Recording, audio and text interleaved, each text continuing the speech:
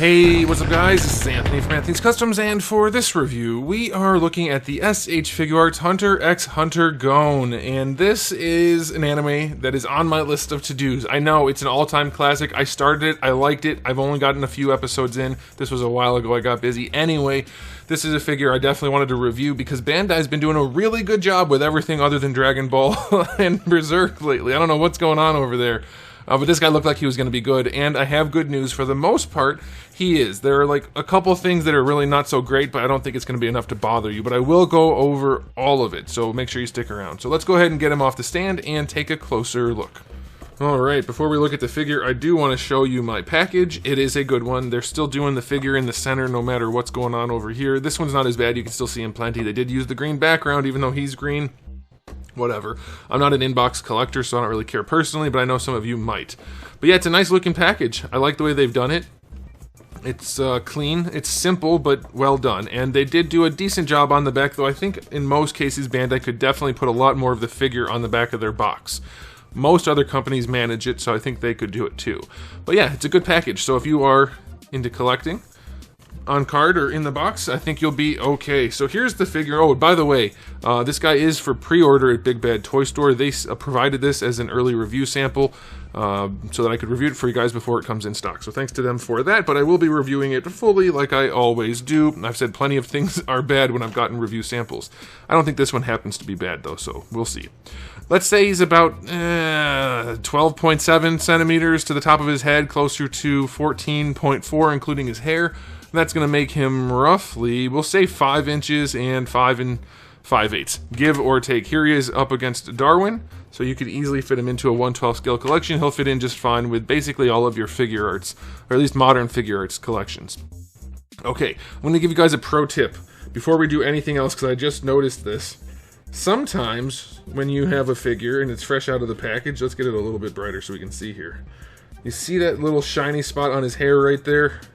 That's from the plastic of the package mushing his head. You can't do anything with that. It's not something you can wipe away, except if you heat his head up. If you use a hairdryer, you can use water, but you have to be careful. Never use boiling water on action figures. You can use a hairdryer. Those are generally pretty safe. They don't get that hot. Anyway, heat it up, and that will mostly go away, if not completely. It depends how bad the mush is.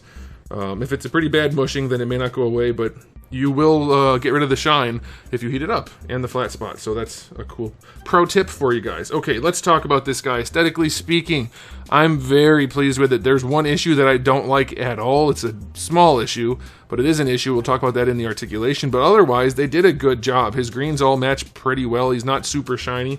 There are a few spots that maybe are a little shinier than they should be, but it's not bad. His skin tone is okay. Maybe a little bit yellow, but not too bad. It's not like Ash Ketchum. He was very yellow. This one is not bad. I say it because Ash is like the most yellow figure for anything that was ever not supposed to be yellow. But otherwise, he looks pretty good. There's no shading. Bandai is basically forsaken shading altogether, except for a few weird spots here and there on some figures. But he looks pretty solid. The paint, the lines, those are pretty clean. Same thing over there. Now this one down the center of his chest, it's not as opaque as I would like, so that's a bit of a bummer. Painting red is difficult, and they didn't do a great job at it. You can actually see where the paint lines meet. It's a little bit more opaque there and there. And it's not super clean, but it's not the kind of thing that's going to totally destroy the figure for you, but it definitely could look better. And unfortunately, it is front and center, so that does suck. The boots are pretty clean. The faces are really nice. I like the sculpt and the paint on the faces. So generally, it's good. I like the overall silhouette. It's generally really good. We do have this issue right here. That's going to vary from figure to figure, probably. I don't like it. It wouldn't keep me from buying it if I was a big Hunter x Hunter fan or just wanted a good figure, but it definitely does suck that it's not as opaque as it should be.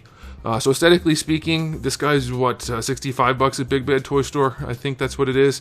I think that's reasonable for what you're getting in the box for this as a figure art that's not a pile of garbage like some have been. So I will go 8 out of 10 for the aesthetic. I don't like that this thing front and center is not that good. If it was better, then he'd have a higher score, but 8's still decent, I think.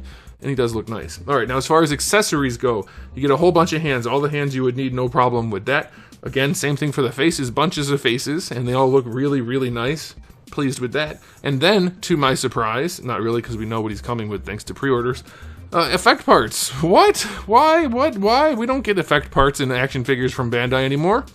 And we do, and they're actually gorgeous. I love the way they use the yellow plastic and the orange. It's a very vibrant, very clear, or not clear, like transparent, translucent. How would you describe the clarity? I guess there is clarity in like a colored gemstone. I don't know how you describe it. It's not milky is all as I'm trying to say. It looks really nice. So as far as accessories go, 9 out of 10. If you had a display stand, 10 out of 10. Good spread of hands, faces, and effect parts. Love it. Now, it's time for the articulation, and there's some good and some bad here. First of all, ball pegs in the neck and head. Love it. Don't have any issues. You just move it however you want it, and short of the sculpt getting in the way, it moves out however you want it to move. So I love that. That's very nice. Now Bandai has been doing some funny things with articulation lately. It's like they're trying to sabotage themselves by making things more complex than they need to be. This guy's so slender. A standard ball peg butterfly joint. So you put a ball peg at the bottom here on the inside and snap that butterfly right on top of it so it can swing forward and it can rock around. That's all they needed. Instead, they don't come off too easily. I'm just pulling it off. Instead, they have this system again with this soft piece that's tabbed onto the shoulder socket, and it doesn't rotate. So when you try to rotate the arm, you end up with a misshaped butterfly piece. It doesn't rotate with the arm, and it doesn't actually provide very much range at all. Like, you get a tiny bit out of it, but not too much, so that's kind of unfortunate, especially since on this side the sculpt is nice. On this side, that inner piece, that soft piece, is sculpted really well. It's almost seamless. Like, obviously there's a seam, but sculpt-wise it's good. This one, it's not as nice. When you put the arms down, you can see it doesn't stick, it doesn't tuck in quite the same way, and I've taken this thing apart as much as I can without making it like a huge project. And it just doesn't fit as well. It's not a huge deal. The shoulder still works, but it's not as good looking a shoulder as it could have been. So that's unfortunate, but it is functional, so I will at least give them that. And you get your bicep swivel out of it. Double jointed elbow works nicely. It's gappy though at the bottom, so that's unfortunate, but you get really good range. And then your wrists, little ball hinges, as is usually the case. Alright, for the torso, I think they overcomplicated it. There's at least one hinge in there. I can't say what's going on up top for sure, but he does lean forward nicely. This part of the shirt is soft. He leans forward pretty well, not using the hips. That's pretty good range. Does get a little bit weird looking in the back. That's unfortunate, but if you're leaning him forward, you probably don't care that much about the back. And same thing for leaning him backward. You get the same thing. It's basically that same little ab crunch that Storm Arenas tried on their first two figures, and Storm did for like Blanca, and I don't know if they did it for anybody else for Storm Collectibles, but there's a little hinge down there, which it's just not necessary. Just make it a ball peg, and it'll work. But it is functional, and you do get ball peg functionality out of it still too, so it's certainly not a bad thing. It just might get a little bit ugly once you have them going in one direction or the other. Now for the hips, they're pretty much your standard hips that we see from anyone now, anyone in Bandai's lineup, and it's a really good example. It's great. There's no nuggets at all. The hips work well. They go out to the side. No problem with that at all. Bringing the legs forward, no issue. They kick up better than horizontal, and they do go back a little bit too because they didn't give him giant butt cheeks. So his hips are really, really functional. Now, you have a ball peg here, which gives you extra range, and it, of course, gives you your rotation. So those hips and thighs, that combo will get anything done that you need to get done. That's really, really nice. Knees actually are way better than the elbow. You get all your range, and they look decent. Now, they're not as tight as I would like. You saw him fall over. That's not great. That's not ideal. It's not floppy. It doesn't even feel really loose until you put his body weight on it and then give him a reason to fall, and then he will. So it's not the worst, but it is a little bit looser than it should be for sure.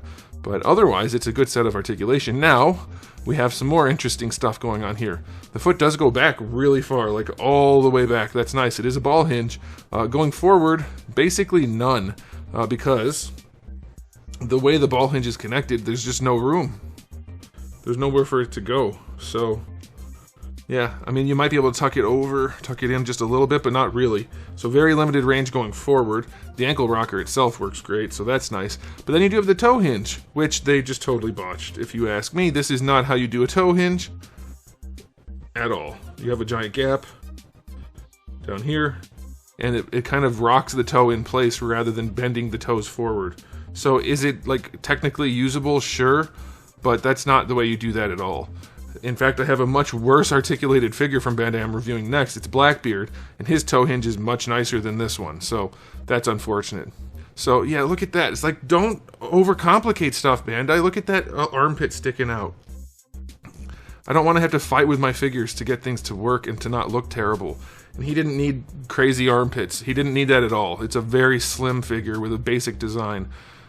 It looks fine when you're careful with it, but it does get annoying as you're posing it. So I'm going to give his articulation an overall rating of... I like a lot of it. The hips are nice, the torso's good enough, the neck is good. You could go 7 or 8. 7 for if you're counting the toes as a real bad problem. The overcomplicated shoulders, like, they don't hurt the figure really other than the aesthetic, but it depends on how you feel about it. So if you wanted to go 7, I wouldn't be mad at you. If you wanted to go 8, I would see that too, so I'll let you guys decide for that one. But now it's time for the final verdict. Is this as good as some of the other figures they've released? I mean, it's probably not #1, but it's up there as a pretty solid, pretty strong release. I'm not mad at it, but it's not thrilling me. So I'm going to give it an overall rating of 8 out of 10. It's a really strong figure. It's probably not the best thing they've ever done. It has a few issues that are keeping me from liking it more, and maybe you guys value things differently, but it is definitely a good pickup. So if you were wanting to get this guy, I think you'll be okay with it. I think you'll enjoy it plenty. He does pose really nicely, lots of range, just, you know, some ugliness and some problems here and there, like the toes and some gappiness in the torso when you bend it back, but still really solid, and you get effect parts, so if you wanted to bump him up to a 9 just for that, I wouldn't be mad at you, but I'm going to stick with 8. So there it is, guys. Let me know what you think in the comment section below, but that's it for me. So thanks for watching. If you enjoyed the video, please do give it a thumbs up. If you didn't, give it a thumbs down, and if you haven't subscribed, you should. I have new videos just about every single day, and thousands already on the channel, so make sure you come back for all of that, and in the meantime, keep collecting.